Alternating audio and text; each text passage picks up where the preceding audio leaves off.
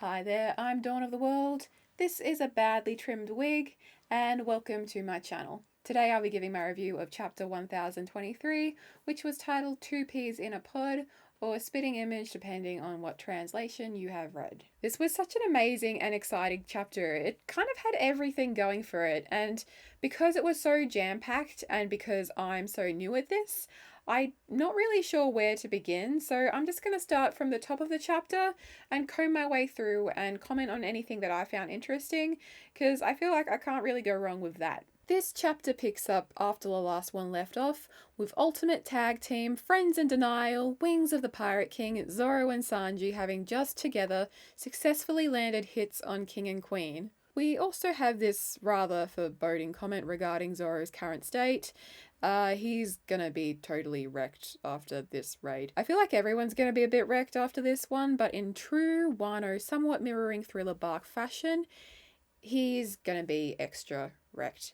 Zorro, of course, was infamous during early One Piece for having bled his way across the waters of East Blue, but we haven't seen him push to his limit as of yet in the New World until this point. We then get Marco the Hype Phoenix having a whole little internal flashback that, of course, no one else can hear, so he's just kind of staring at them all like this. However, what he is reminiscing seems to involve the subject of King's race, as touched upon in the last chapter. I thought only Marijoa was above the red line, says Flashback Marco.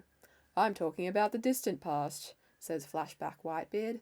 Back when God's land was up there. So there was a civilization, that being King's race, which makes me possibly question his age. A civilization living up there on the red line before Marijoa until the celestial dragons came and kicked them out. You know what? That sounds pretty on brand. I would believe that. This is actually again giving me some Skypia flashbacks.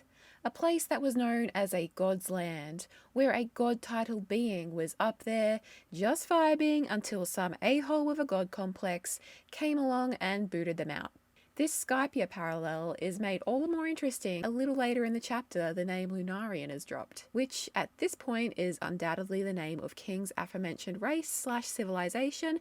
The reason this is interesting is precisely because of the presence of the word lunar, which means moon, which, if you're an L, means endless verth. Cue non-anime inclusive cover page story of an L meeting people on the moon. What I also find interesting is that these Lunarians are described as people who could burst into flame, and usually it's the sun, not the moon, that's associated with fire, due to it being made out of the stuff, while the moon is linked to water, despite not being made out of water, but, you know, tides and stuff. Or maybe I've just watched Avatar: Last Airbender too many times. Apparently over in the astrology fandom, moon signs are a thing, within which fire moons are also a thing. Fire moons are full of passionate energy and rely on instinct.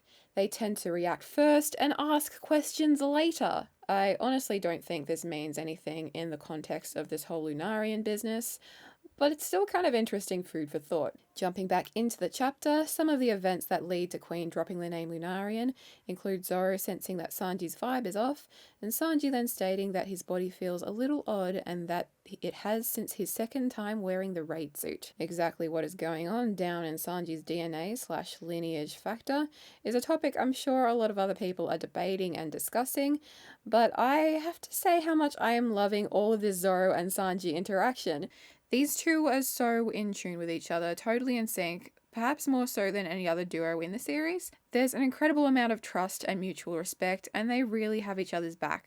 Zorro defends Sanji while Sanji's calibrating, Sanji defends Zorro while Zorro's defending Sanji, and then having seen Sanji's flames, Queen makes the "it's not like you're a Lunarian" comment, leading many of us to the decisive conclusion that Sanji is a Lunarian, at least in part. Which leads us to the question, how so? And is he though? One option is that when Judge was screwing around with his unborn children's genetics, Lunarian lineage factor was added into the concoction. Having worn the raid suit, Sanji has now awakened some kind of new enhancement or ability related to this that has been laying fairly dormant until now, and it's what's making him feel weird. But another option is that Sanji is directly descended from a person of Lunarian origin, and that his hereditary is on his mother's side. After all, his mother's name was Sora, which means sky, which is where the moon generally spends its time.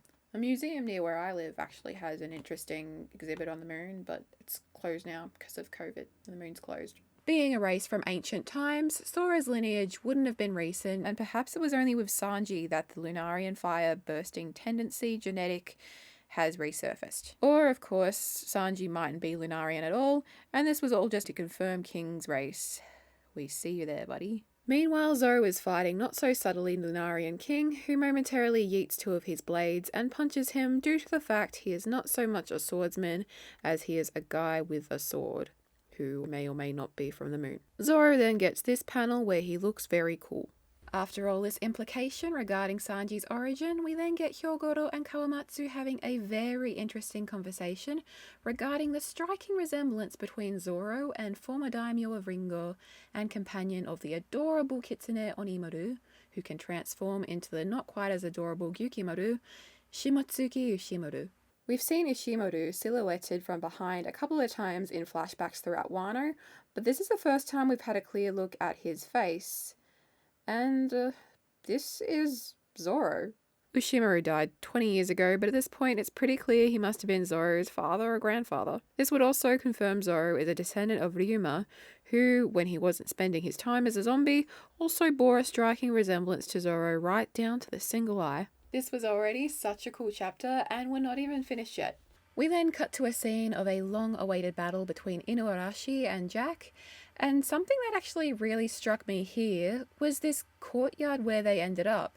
It bears such a strong resemblance to the Japanese-style courtyard in Enies Lobby, where another battle involving a pair of animal people took place. Maybe this is just a coincidence, but the fact that there's some Cypherpol agents chilling in the neighbouring building has got me really wondering if when they make their move we'll see one of their battles, possibly with Brook, take place here. I also wonder in this case if Kaku or Jabra are behind one of those masks. Inuarashi's Sulong is awesome, Nekomamushi's Sulong is also awesome, Fukurokuju is using his ears to fly. Well, we had a triceracopter a couple of chapters back, I don't see why not. And is this the coolest panel or what? I remember being caught up with Punk Hazard and one week getting this panel, and I don't know how many years it's been since then, but it feels like we've really come full circle for the characters and for us as readers, and it's really exciting to see. Anyway, thank you so much for watching up until this point. As I said, I'm only kind of new to these things, so if it was a bit shoddy, I'll blame it on being new. Also, feel free to give a subscribe if you want. I'll also be doing discussion videos and a couple of theories that I have. Give a like if you like this video, or a dislike if you thought it was shite. I'm Dawn of the World, and I will see you next time.